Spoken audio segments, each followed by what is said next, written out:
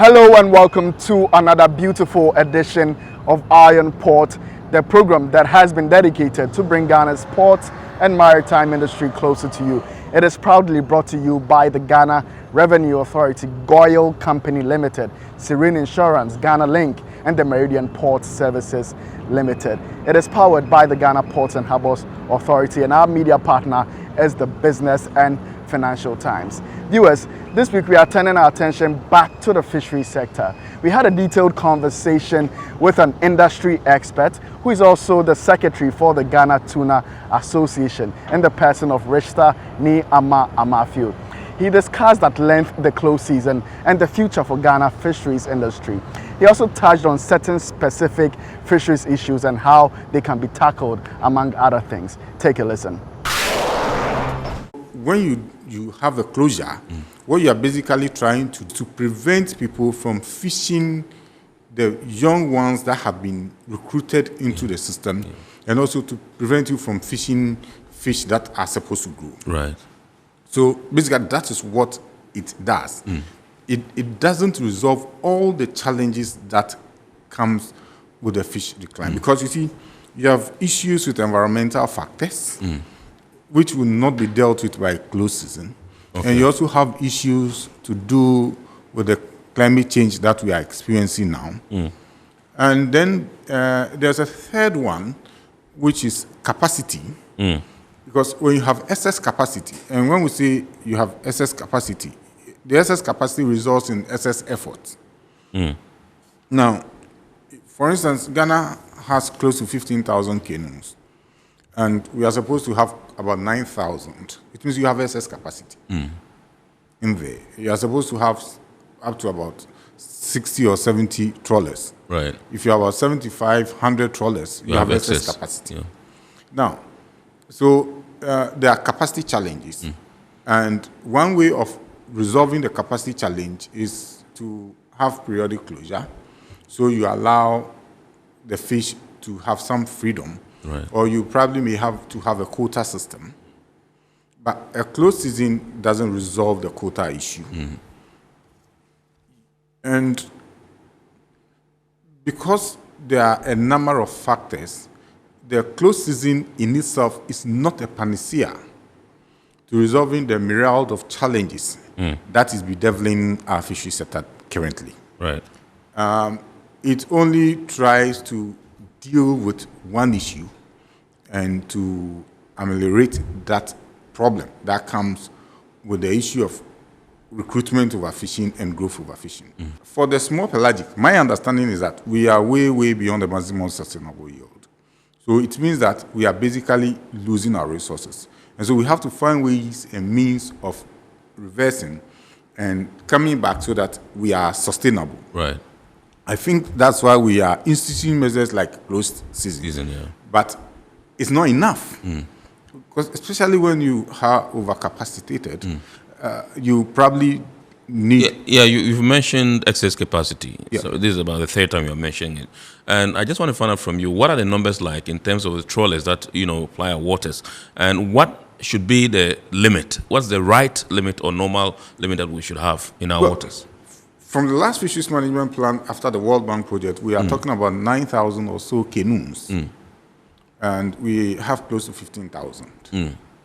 We are talking about, at the time we had about... We have close to 15,000 instead of 9,000. Yeah. Okay. At the time we had over 100 trawlers. The proposition was, I think, 45, but we agreed to some 70, 74. So we have about 74 trawlers. Interestingly, the trawlers are becoming stressed. So a number of them are not fishing. And so we have those numbers, but not all of them are fishing. But you have a large number of canoes that are currently fishing. Now, the challenge is, because we still run an open access, and people can walk into the canoe. Today, I can get up and go and buy wood, carve it, get my equipment, put it on and then start fishing. Right. Now, if you run a system like that, and you put in very little regulation, you continue to increase your capacity. And I have said it on a number of occasions that you need a proper government policy and government intervention to be able to deal with the excess capacity. Who's supposed to be regulating this particular industry? Is it the Fisheries Commission? It's the Fisheries Commission and the Ministry. But you need a clear policy on how to reduce the capacity. Because these are livelihood issues. Right. And so you can't just get up and say, okay, I'm taking 20 canoes out of the system. Yeah. Whose canoe are you taking? You need a gradual approach to deal with the issue. And one of it is to reduce capacity. And I think on your show the last time, I said that institute a policy on pension for old age people in the system, so they can rely on their pension. So why subsidize premiums so much when you could probably use part of the subsidy to institute a policy on pension to retire old age people? Yeah. And then institute a specific educational policy that will take younger people out.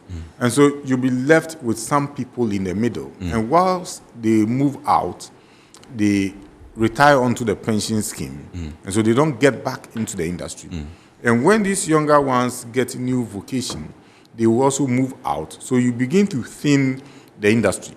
And when you thin the industry, it means that you will reduce capacity. Right. Because if I am alone, if I have 3 children and I decide that we are all fishermen and they go into the fish, and each of them have 5 children and we have 1 canoe, it may be too small for us. Right. So we may need 2. Another family may need 2. Some other family may need 2. So you keep increasing the capacity. But if you provide the children with education and alternatives, you may not have to bring all of them back into the industry. And so you will not rapidly increase capacity. And you need a clear government policy that is able to say we are committing resources into reducing capacity. If that happens, it's not an immediate term, but going into the future, you begin to reduce capacity. Then you need to now research into mariculture. Because our fish consumption is high and our fish importation is very high. I was about coming to that, whether we're able to even meet demand. No, we are as not, we talk about excess capacity. No, we are not able to meet demand. But you see, so we export. We import. Yes. Yeah. But you see, every sea has a carrying capacity. So Ghana is high consuming fish nation. In fact, highest in Africa, one of the highest in the world. And the challenge is that, and I keep saying that, we have basically destroyed all our inland contribution to fisheries because we destroyed all our inland water bodies. Right. And fish can only survive in water. So when you continue losing your water bodies, you continue to lose your fish because you are losing their habitats. And so people who ordinarily would be fishing in probably inland areas are basically now dependent on marine fisheries. Yeah. But the sea is getting dried. So you probably will now need to institute new measures. And one measure probably is to research into mariculture and see how you would, because Norway has extensive mariculture activities. See how you would have mariculture activities. Remember, we don't have bays. We only have wide open sea. So you need to put in place a lot of systems and structures to be able to have a proper functioning mariculture, right, to be able to meet demand. You need to institute closed areas or marine protected areas where you would know that these are sensitive areas. You do not have to destroy them because if you destroy them, you will destroy your fishery. And you completely protect those areas, especially when you have what we call resting stocks, where the fish may, you see, when the fish migrate, they spawn, the juvenile move, they get to a point where they may rest, and it's good condition for them to rest. Then before, when the upwelling come, they migrate and then the cycle continues. Yes. So you need to identify where those resting stocks are and protect them. In some jurisdictions, for instance, there are fisheries observers as scientists as well. They have an appreciation of GIS, Geographic Information System. They know how to do. They know how to use a GPS system. That's the Geographic Positioning System. So you would find out that when they are on the vessel, and the vessel trawls and bring the fish onto the factory, and when we say the factory, the deck where they work on the fish, they do the sorting, and they see that you have too many juvenile or you have too many endangered species, they are able to communicate immediately to land. The area is mapped out and is closed for a period for observation. Now, so if you want to do proper fisheries management, you need to do a bit more of investment into science, into technology and everything. That is the only way you'll be able to preserve the fishery. You see, fish is so important globally. It's only in areas like Ghana that we don't place premium on fishing and fisheries activity, because it is key to our dietary requirements. You have fish oil for medical purposes and all that. So you need to give it the same weighting as you give to any other sector. So Resta Niamafio is of the opinion that the closed season alone will not solve many of Ghana's fisheries issues, and a holistic approach is necessary. Now that we have heard from him, let's also hear from you on your comments, questions on the subject that was just discussed. Here are some comments. This one says, great program and super insight from Mr. Richard Ni Amafio. I'm glued to my set and I'm learning plenty. He explained recruitment overfishing. What about growth overfishing? Hi, Richard says growth overfishing is a situation where mature fishes are taken out of their habitat prematurely before they can spawn. Hi, Iron Port. Did the fisher folk ask to be given time to rest? This one is from Pierrot. Hello Pierrot. Richter says, traditionally, fishermen are known to take breaks during the rainy season, and that allows for them to prepare for the new season of fishing, which also goes a long way to conserve fish stock. So while many fisher folk engage in all year round fishing for economic reasons, he advises against it. This one is from Daniel in Takrady. He says, hello Iron Port. What has been done about the several attacks on fishing vessels? Hi Daniel. Our guest says, this year no piracy attack has been recorded on Ghanaian fishing vessels. He said, tuna operators have had to resort to using the services of armed naval men on board vessels for extra protection. However, that has incurred some added cost to their operations. So as always, we at Iron Port will continue to urge stakeholders within Ghana's fisheries sector to continue to collaborate even stronger so we can have a sustainable fisheries sector. Iron Port returns after this break. Every now and again, GOIL makes good things happen. This time, GOIL has introduced Super XP Ron 95, a higher grade fuel loaded with additives and yet sold at the same price as normal fuel. GOIL Super XP Ron 95 enhances engine performance like never before. It maintains the engine by keeping it clean from carbon deposits. GOIL Super XP Ron 95 is designed to burn slowly and thus improves fuel economy, making you save money after several kilometers. GOIL Super XP Ron 95 gives you a smooth driving experience, that is, less vibrations. Fill up with GOIL Super XP Ron 95. Now there's no need to pay more for any higher grade fuel. GOIL has that sorted. GOIL, good energy. Electricity, then pay your taxes. Yeah. Our taxes, our future. Because you see, without our taxes, we wouldn't have good roads, good schools, better hospitals, street lights, and other very important social amenities. When we pay our taxes, we give our children free and quality education. Tell God, my money too small. Why should I pay my tax? Look, small. Salifo, it doesn't matter how small or big your business or income is. You still have to pay your taxes.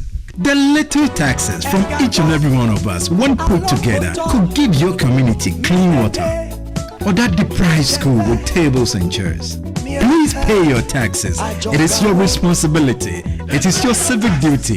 It is the law. Impressive factory.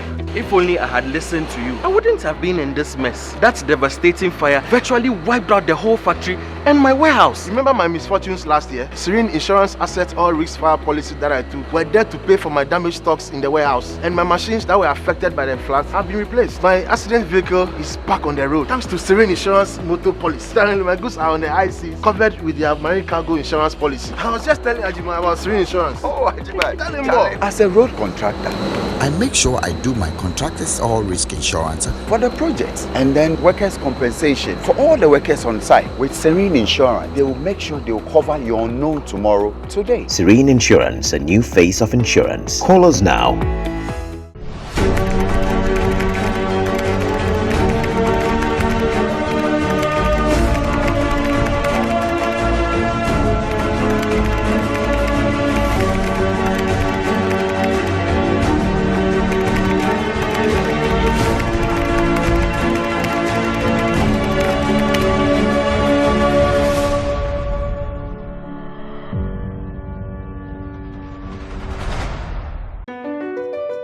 Mps Terminal 3 is Africa's new state-of-the-art container terminal at Tema Port.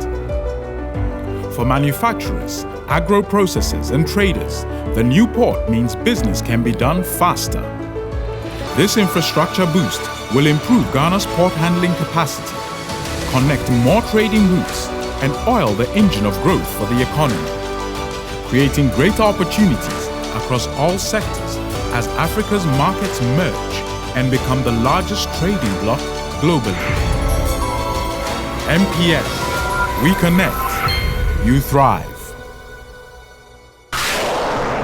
Thanks for staying. Now let us pick a few happenings within Ghana's port and maritime industry next.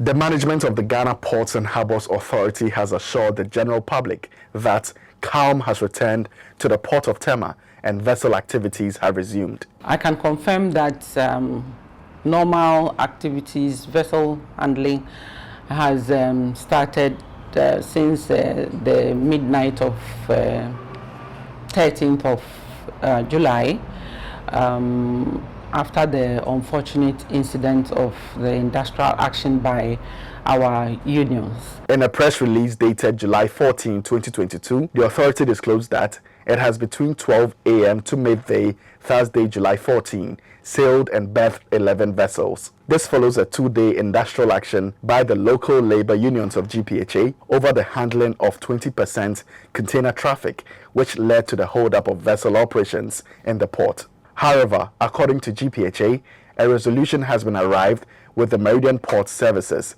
ceding the handling of the 20% gateway container traffic to GPHA for 2 years, effective August 1, 2022. We are working out the final modalities with MPS so that indeed we can start actually the implementation of the 20% that has been agreed upon for 2 years by MPS.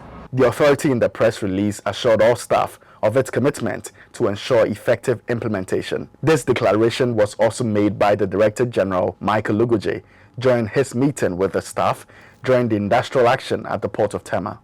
You are all port and maritime operators. Vessels are going to come with containers that are going to be apportioned along this 20% to 80%. There's a lot of work that has to be done as to how the distribution will be done. And that is why it cannot be immediately. But the most important thing is that we have this letter here granting the 20%. The leadership of the local labor unions have since declared their acceptance of the agreement to have GPHA handle 20% of container traffic received at the port of Tema. The issue was with 2 years implementation. We were demanding for 10 years. But half a bread is better than none. No bread at all. We want to, because the struggle was over 4 years now. Therefore, accept this position for the 2 years. Let's start the implementation. We will monitor. For now, we want you to go back to your various places and work as the red continue to fly. This is our life. Yes. This is not taking you. Among my 2 years.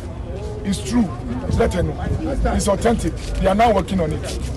It is a general force, not 20%, Mama 2 years, so what committee yes. 10 years and 2 years. It means you have committed yourself. The authority also clarified that when the original concession agreement between MPS and GPHA was signed in 2015, it did not include the 20% container traffic share for GPHA. The 2015 contract allowed MPS to exclusively handle all container traffic. However, an appeal was made to the President of the Republic, His Excellency Nana Addo Dankwa Akufo-Addo, to intervene, culminating in a cabinet decision in 2019 for MPS to cede 20% share of container traffic to GPHA. Stakeholders in Ghana's maritime industry have received 2 weeks training on the utilization of the Yuandi Architecture Regional Information System, YARIS. The YARIS platform, which is an information sharing tool for maritime law enforcement agencies in the Gulf of Guinea region, was developed in partnership with the Gulf of Guinea Interregional Network Project to aid the implementation of the Yuandi architecture with support of the European Union. In all, 28 participants were trained in various scenarios, including coordination and operations for combating illegal fishing, vessels in difficulty, and miscellaneous trafficking. The training also enabled participants from Ghana's maritime law enforcement agencies utilize the YARIS platform to enhance surveillance and information sharing capabilities, thereby improving maritime safety and security operations. Speaking at the closing ceremony of the National Training Development and Implementation of the National YARIS in Accra, a Deputy Director General of the Ghana Maritime Authority, Daniel Apieni, said the YARIS will improve collaboration between coastal states to combat piracy and respond to the current maritime security challenges. The system further provides and facilitates real-time coordination of maritime operations at various levels. It also offers a wide range of complementary tools such as the creation of dedicated situations, opening logs, charts, building view layers, and use of smart layers. These tools will help maritime law enforcement agencies to facilitate effective, precise monitoring and coordination of maritime crisis situations. He said, as part of efforts to sustain improved maritime security situation in Ghanaian waters, the GMA has procured Mercy-class patrol ships to improve surveillance and patrol activities within Ghana's maritime jurisdiction. The authority will continue to collaborate with the Ghana Navy, the Marine Police, the National Security, and all agencies represented on Ghana's National Maritime Security Committee to ensure our waters are secured for legitimate uses of the sea. The deputy head of delegation of the European Union to Ghana, Pieter van Gelder, affirmed the EU's continuous support to a peaceful and safe maritime domain. In close cooperation with ECOWAS and ECA states, the EU has funded multiple actions and projects in the field of maritime security, and many of them have included capacity building, training modules, such as the one successfully carried out in Accra in the past 2 weeks in the framework of the Gauguin Plus project. The Burkina Faso Economic and Trade Promotions Days, also known as JPEG, a Burkina Faso government initiative to promote Burkina Faso's economic, commercial, and cultural activities, will be held in Ghana from September 27 to October 2, 2022. Ahead of this trade fair, a Burkina Faso delegation has paid preparation visits to key stakeholders in Ghana's trade sector, including the Ghana Ports and Harbours Authority. The Burkina Faso delegation, comprising representatives from the Ministries of Trade and Foreign Affairs, as well as other key trading institutions, visited GPHA to seek the authority's support towards a successful trade fair. It was also indicated that soon before the main event, another delegation comprising economic operators who use Ghana's ports will meet the authority to foster stronger relations pertaining to the import and export of goods. The two parties acknowledged the historically successful business relationship they have enjoyed in international trade. The general manager in charge of marketing and corporate affairs at GPHA, Esther J.B. Donko, took the opportunity to woo the delegation to channel more transit business through the ports of Ghana. Burkina Faso exports through our ports had really gone down. So my sister, bring the exporters as well, so that we can have opportunity to have some discussion. So on that note, when you are preparing your program, please remember to fit us in your program. Probably we can have the opportunity during the main program to just talk to them about our ports.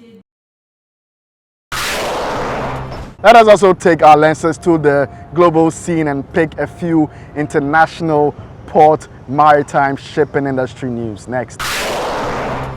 MS Maelstrom, the world's first fully electric and zero-emission fast ferry, classed as a high-speed craft, has embarked on the journey from the Norwegian Jelstrand shipyard to its new home port, Stavanger. According to Maritime Cleantech, the cluster organization that initiated and established the EU-funded TRAM project, which resulted in Maelstrom, the ferry has been built using modular manufacturing methods at the shipyard. Modularization helps cut both production costs and engineering costs and will contribute to making electric-powered high-speed vessels competitive in terms of both cost and the environment. The 30-meter-long Maelstrom is expected to vastly improve the carbon footprint of its owners, Columbus, a public transport company.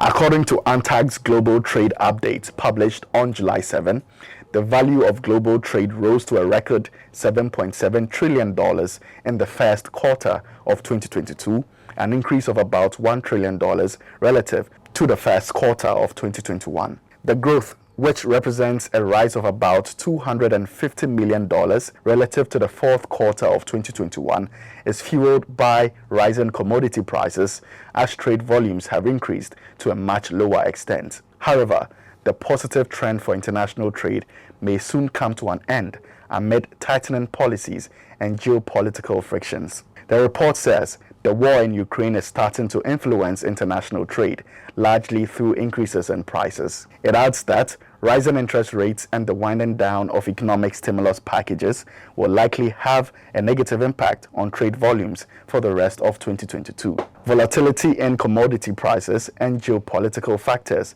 will also continue to make trade developments uncertain. All right, the upcoming segment is what we call Word of the Day. It would introduce to you words that we use on this platform, often industry jargons that you'll get used to. So when we use them in our stories, you'll get to appreciate them more. Today's word is anchorage.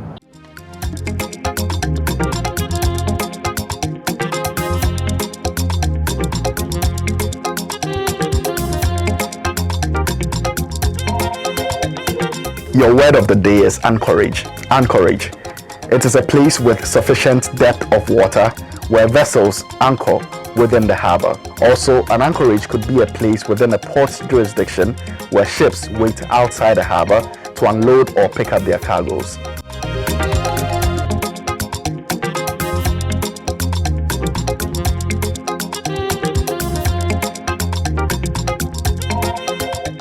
This is the time we take a look at the schedule of vessels that have berthed in the ports of Tema and Takoradi, as well as those at the anchorages of both ports. We would also get to find out the Bank of Ghana exchange rates, which you may need to know to clear your cargo with.